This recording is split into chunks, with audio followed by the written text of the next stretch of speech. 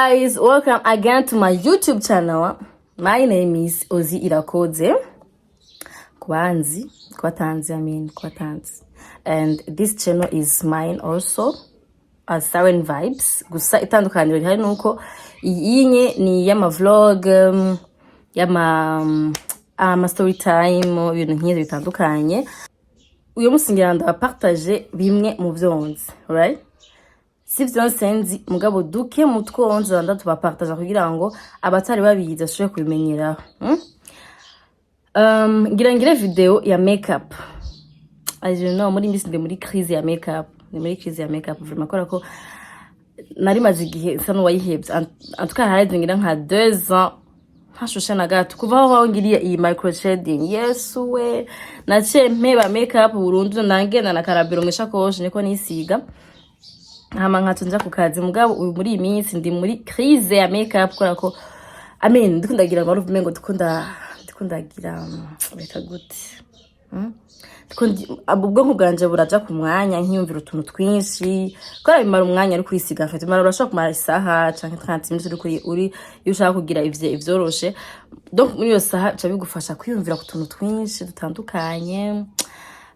Ego voilà rero hari abantu bambajije ibibazo kuri rya vlog nagize rya story time nagize kwisiga ubwa mbere bambaza ngo mvuge ama produit nkoresha. Uyu munsi ngira ngire makeup ndabereka ama produit nkoresha kandi ama produit ndabereka nayashobora kuboneka mu Burundi. Nayo umuntu wese ari mu Burundi ashobora ku affording ashobora iyo azimbutse kandi ashobora aboneka. Actually iyi video yasanze gukora aba makeup artist, right? Gusa sinzi impamvu aba makeup artist mu Burundi batakunda kugira ama content yo kwerekana yo kwigisha abantu kugira makeup kubereka ati bakoresha kino bagikoresha ngaha kimaziki bami kora ko ntari mu makeup artist and je suis pas professionnel ndaza kubereka ivyo nkoresha nuko ndabikoresha ndisuri ko nza kwihenda kenshi kubera ko I told you I am not a professional but I'm going to share what I know. Duke yanze kuko antukana muramubona ko ntabasara byo nisize mbasa neza mugabo byose ntimuze kubyize jana kwijana kubera ko nababwiye ko nari mu makeup artist. Hari ibyo nshobora kubabeshamwo muze kwihangana nkababesha ariko ubizi canke mu makeup artist ari professionnel andike muri commentaire ati iki wakigize kutariko wageshize hatariho canke wagishize ko umwanya utariwo kugira ngo naje ndayimenyereho nabari ko baraba video singume ndababesha. Voilà tutangure rero. So ngira ntanguze aya mavuta menga ndamaze kuyabereka niyo nisiga mu maso kwantu barambaza amavuta nisiga naya nisiga na ma sunscreen yitwa Yoko arahari ino. Actually ibintu byose nza gukoresha ni vyino ivyo nsanga bitaguriwe ino ivyo bandungikiye ndabibereka mugabo murashaka kwideburira mugakoresha ibindi bihari nuko ngira ngo nshaka kwa ntabifise mugabo ndazi ko bahariho ibi remplacer bihari ngaha mu Burundi donc muzo kwilimite. Voilà and ini primer kada bateri nkoroza ya primer. Actually iyi ni shasha nayiguriye ngaha 15,000 mugabo jewe kuva nagira makeup sabwe gere ntunga primer kora ko sinabona ikintu sinatahura ikimaze ku mubiri wanje kora ko edare sinzi kuyikoresha sinzi no bayisiga ava ya sunscreen sinzi ko bayisiga après navyo nzimfa kugira mugabo narumvise muri video za makeup artist naho daraba ko uyishyira ahantu hari oil like isura yawe nemba ahantu hari oil niho uyishira. Rero isura yanje yose iri oil ni amavuta ndavuga kumbe ubu rero ukugisiga nk'amavuta kwisiga mu isura hose abantu ndabiriye abantu muzingene babikoresha mu mbwira muzamukoza Imana izabahezagira. Jewe gora ko bavuze ko ariyo gushira ahantu hari oil ndayishira mu isura yose. Let's see how it goes. Kugiye mu maso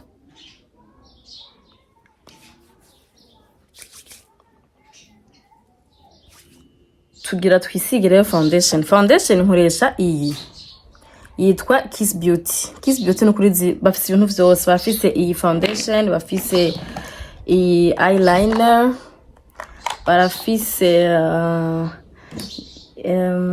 what else, ndabibereka ibindi bafise. Nibatwa mfise ama produits menshi ya Kiss Beauty, ni lipstick ni Kiss Beauty.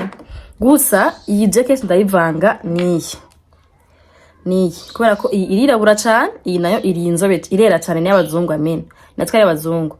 Iyi niyo bandungikiye, yitwa gute?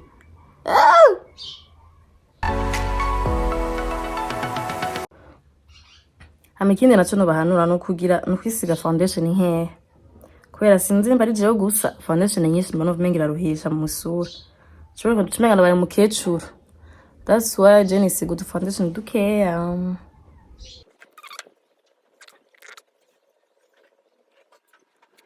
Kugira ngo foundation uyi blending neza, ukoresha kaka beauty blender kagugwa 10,000 5,000 10,000 kucyo onye ntabyo nibuka neza. Kuri Paris buruzuye.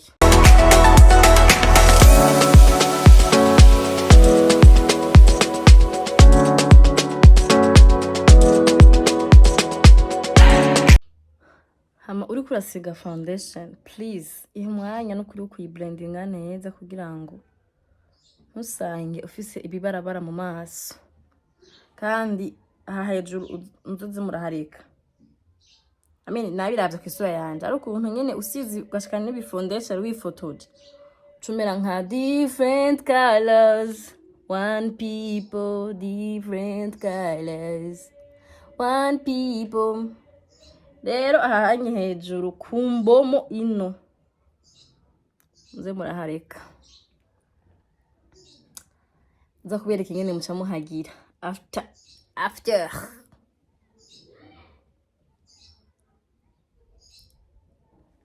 Do you see? Oh, it's giving the color.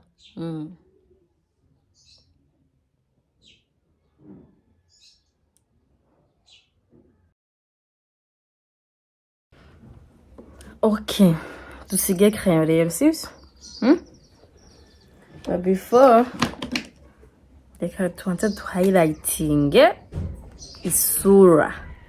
Okay? Ngira nkoresha mu kugira highlights, ngira nkoresha iyi concealer igugwa, I think igugwa 5,000 niyo ntutarenza 5,000. Niyo ngira nkoresha mu highlighting anye. Hama ari amaterme ntazi ntimuze kuyambaza. I told you I am not a makeup artist, so I don't know everything. I don't know everything.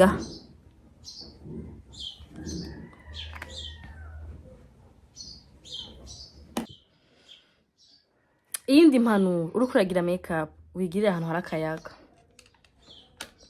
Udafise akayaga nyene kajya ka ventilateur ko kwa muco, kurondera ahantu hari akayaga kaba ari kugirira makeup, sino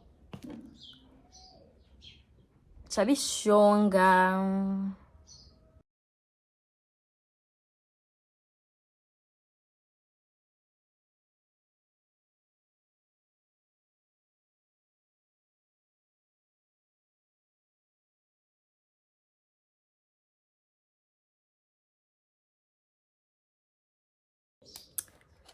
It is not coming. Iranse kuza rero ngira nkoreshe foundation.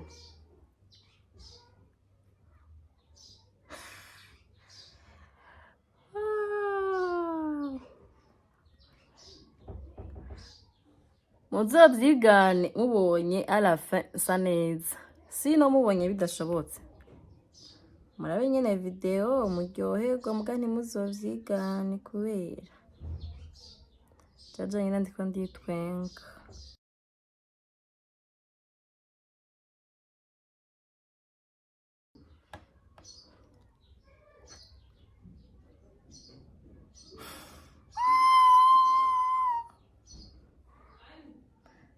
I am failing. I'm falling. Oh my god. Oh my god.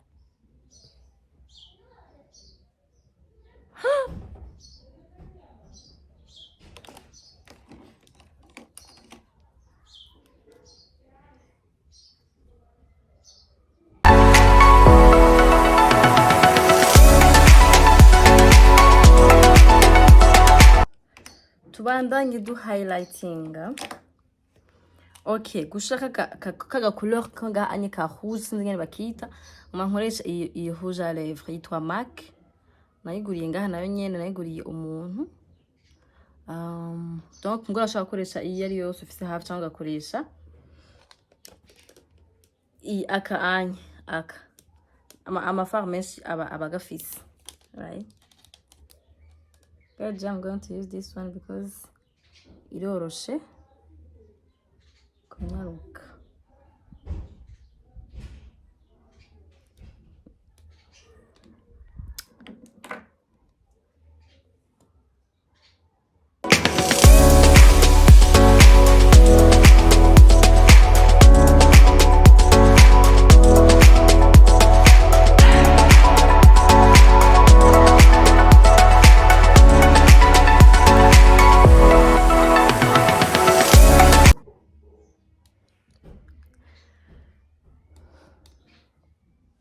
Bo akabagasiga gutandukanye, hari abo mpora mbona basiga bakageza ngaha, hari n'abandi bageza ngaha. Donc jewe fe kugira hama ngira nshireko aka ka black ka noir. Iyi sinayikuye mu Burundi, actually navuge ko ntakuye mu nza kuyabwira. Iyi nyaje gutya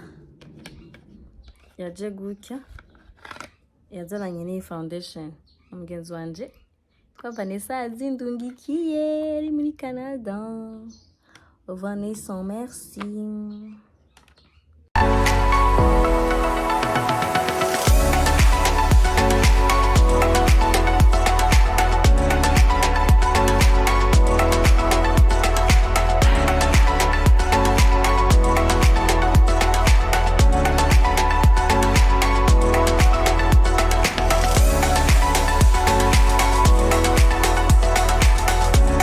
Pas mal les gens, pas mal du tout.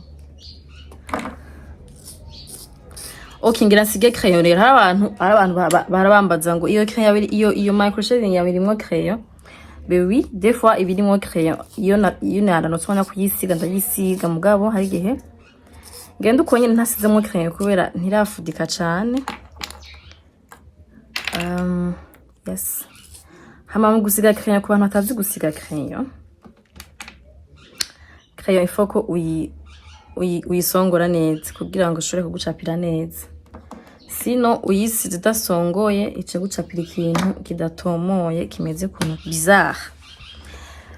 Kandi ifo ko crayon uyifatira akanya kubera surtout udafise je no konfise micro shading nshishamwe hagati nyine ndani. Udafisemo iyi tatouage saba ko ucapa neza kugira ngo uyihe forme nziza ushaka.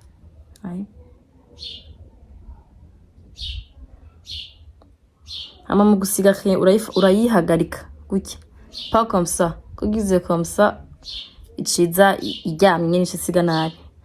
Fuko iyihagarika.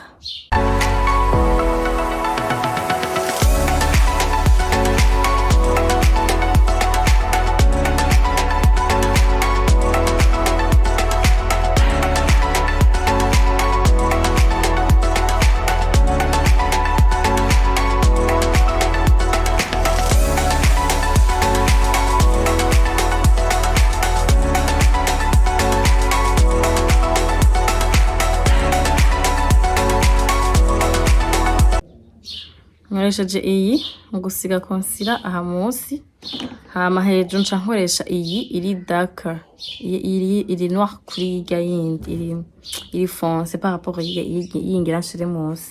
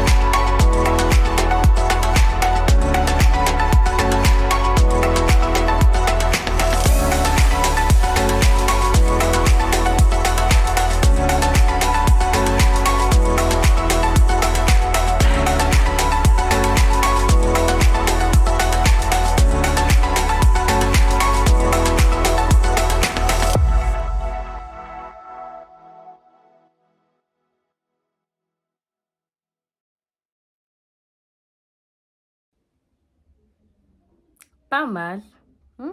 C'est pas mal du tout.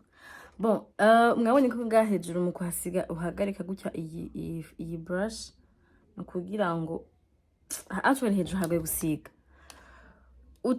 utahametriza uzoza urahihoza uzurasiga concealer gusa munsi hama hejuru making sure ko crayon iri line up iri ifise umuru akarongo like itagendera iragira ama zigzag hamushushira concealer munsi gusa. Okay, dusige amaso nayo rero. My favorite part, my eyes.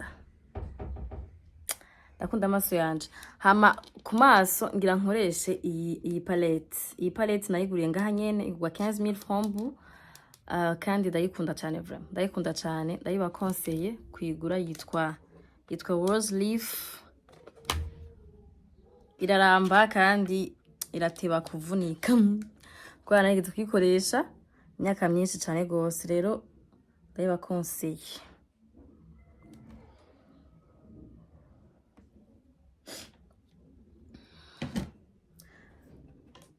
Bon, ni kubera ko nshaka gukoresha izo mu Burundi gusa sino anyi banzaniye. Nyene karaguye kwa fodinga kubera nyene kava hanze katari ngaha anyi wacu mugabo karatesa cyane. Abantu bari Canada muzoyigure sinzi nyene yitwa mugabo. Murashobora kuyiraba. Ifse imeze gutya kameze gutya karimwe indani. Muzoyigure kubera karanyerera. Umva karanyerera karatesa. Ako nyene reka nisige ivyo wacu. Ibihari ibyo dushobora kuronka ngaha anya. Rero uyu munsi ngira nisige ku maso vert kubera turi ku munsi wa Bob Marley. Turi ku munsi wa Bob Marley le 11 ngira nisige nambare jaune na rouge ku maso nisiga vert. Gusa sindi siko iza kuntoka ariko nyene birabisha birayiraba. Umuntu ambajije ngo nikihe kintu ku maso yakusura yakunda kurusha ibindi. I would definitely say my eyes.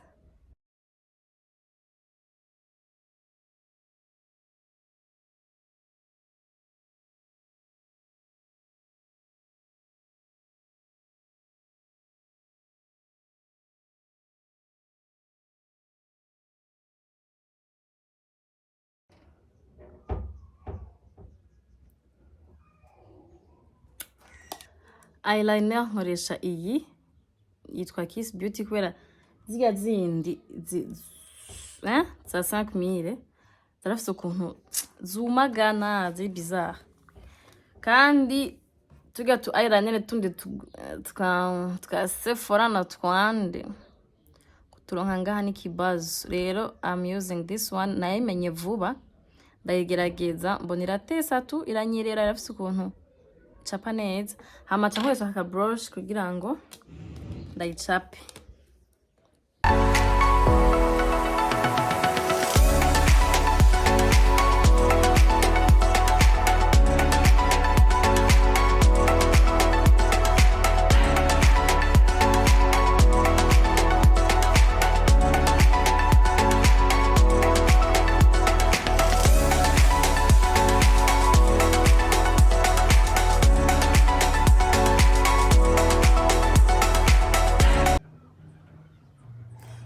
Professionnel, c'est normal que ibintu biza bidasa. I mean, ingwe zirashobora kuza zidasa canke ama eyeliner kaza adasa. And ça va, après tout, ni guca amafaranga.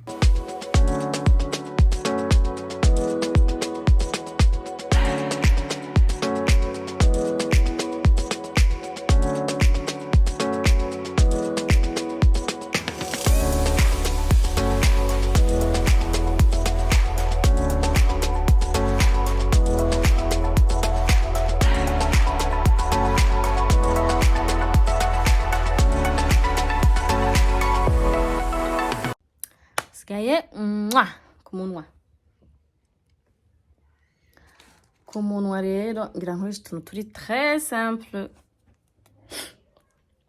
Iyi crayon ngira contour ama areka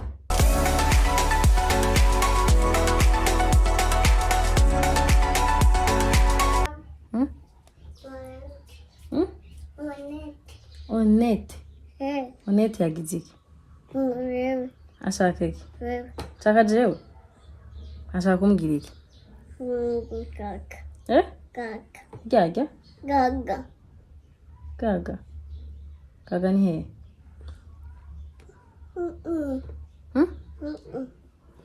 Okay genda mugire ati araje karisiga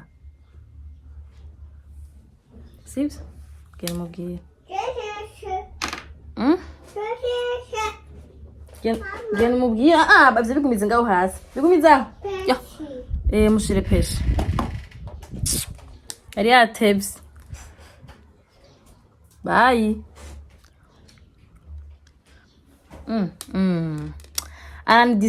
ananidisturb mtoto wangu. Okay.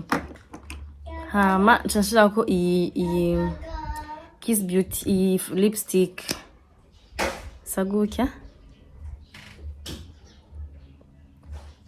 You see? It's giving.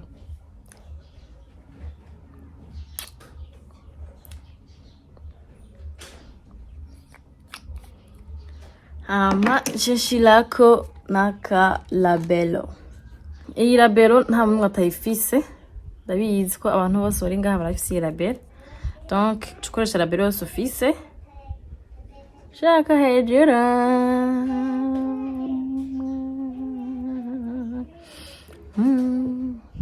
Sizi iminwa ntarashirako fondant.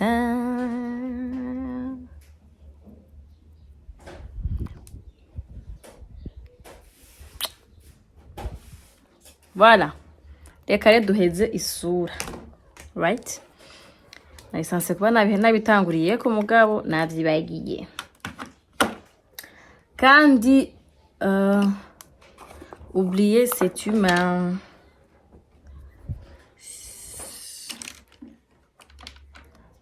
Kadutangurire kuri highlight, sibyo?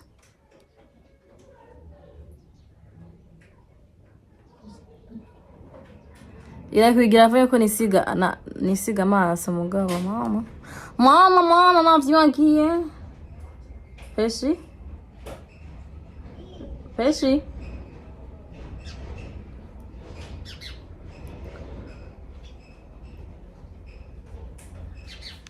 Uresije poudre yera, iyi poudre ni yakori. Nkoresheje. Peshi ndiko ndakubona agatwe.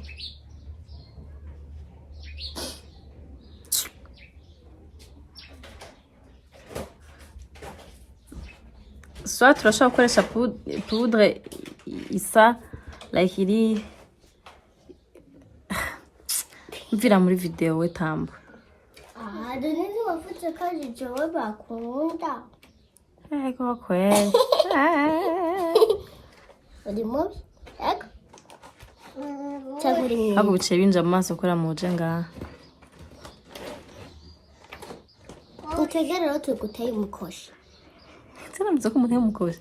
Ivyo ndi yabivuze. Agira mbese wana wari karanyiba. Agare karakubikira. Bikane yakabika ibintu vya mushakoshi yanje. Yo bana yangiye mu maso. Poye mama.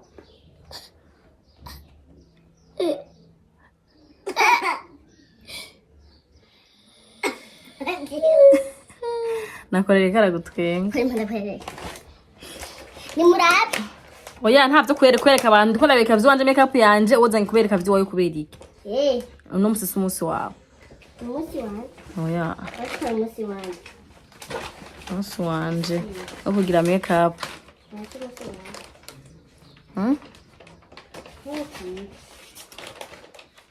Voilà le travail. Le travail donc, on ne veut pas voir ton travail. Il regarde mon travail de faire le make-up. Pourquoi tu veux montrer ton travail aussi aujourd'hui? Yo, Corito. Ngo ni jewe. Ukuranona.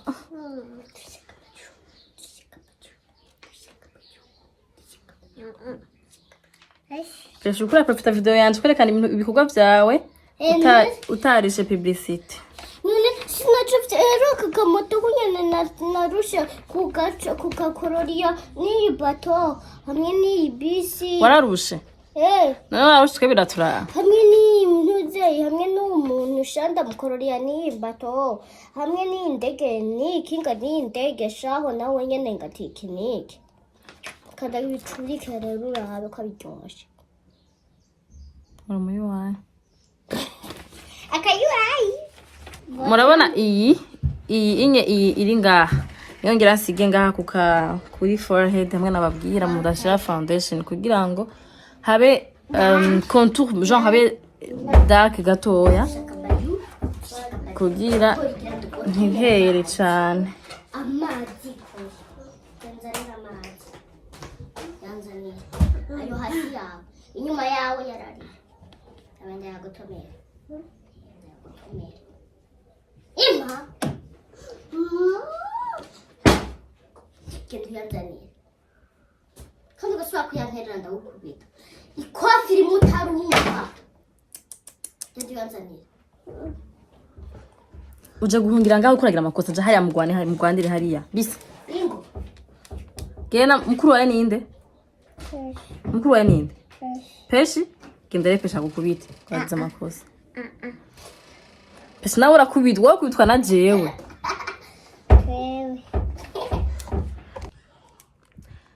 my legendary fond de teint divine murayizi atayizi muyimenye ifise amateka yayo yaramenyekanye hose niyo nisiga je divine kweri maze imyaka n'iyindi ariyo nisiga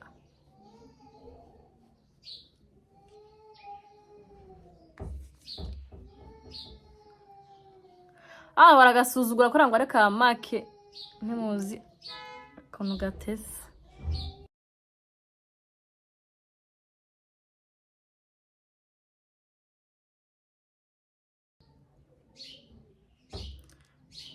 ushaka gukonturinga izuru urashobora gukoresha aka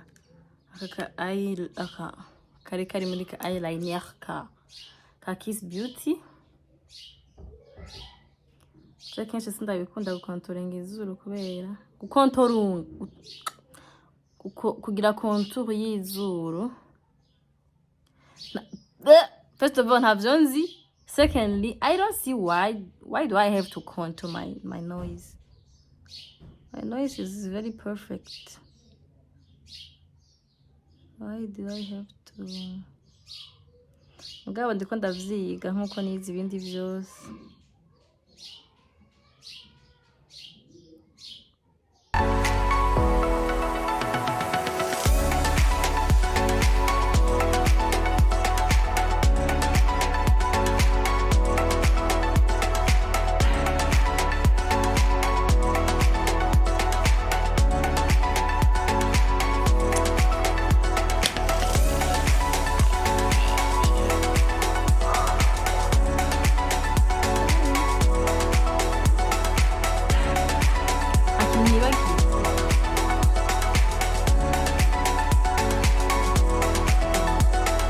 Okay.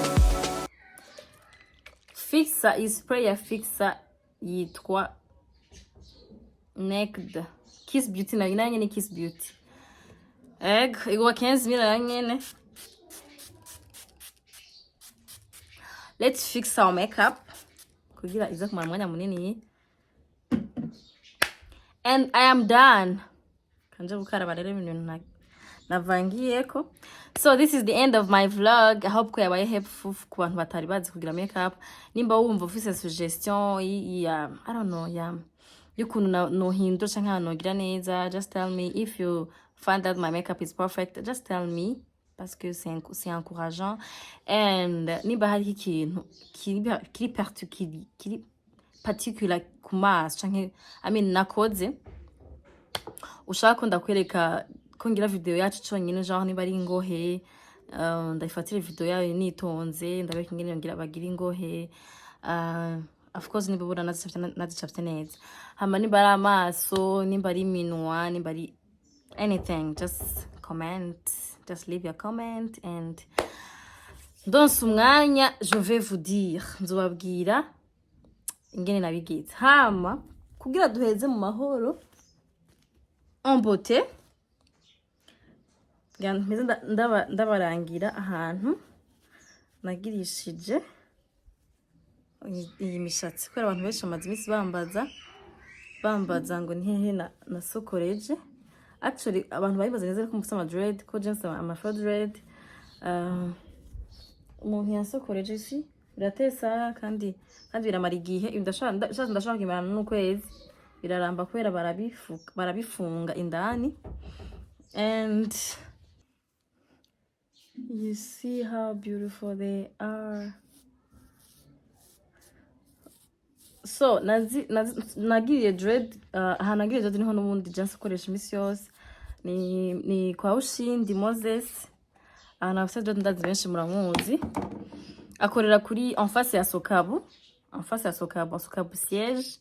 Birafatanye sinuka neza ingene ubwo yitwa mugabo birafatanye cyo indani ofonce bazana ko ama dread ni hehe baca bazi gukorera kuzishamwe ubwa mbere jandisizemo kuri 150,000.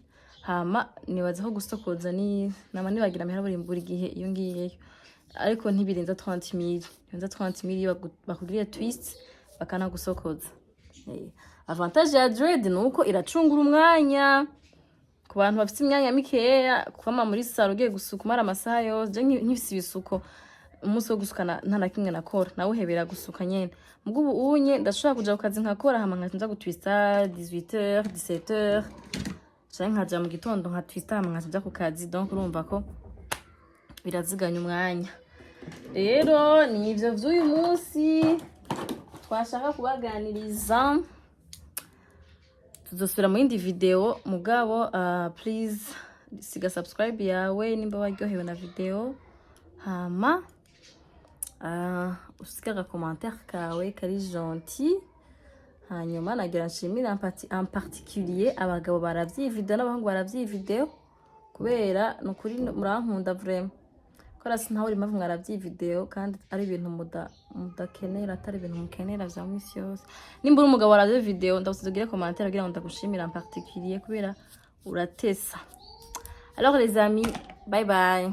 This is the end and I look cute. Bon, selon moi, ça neza. Selon abandi canke aba makeup artists bari professional ndazi ko bashaka kuvuga ati no wabigize nabi iki mugabo nyene ntaco nabigize neza je kuri jewe and je suis satisfaite. Alors bisous, je vous aime.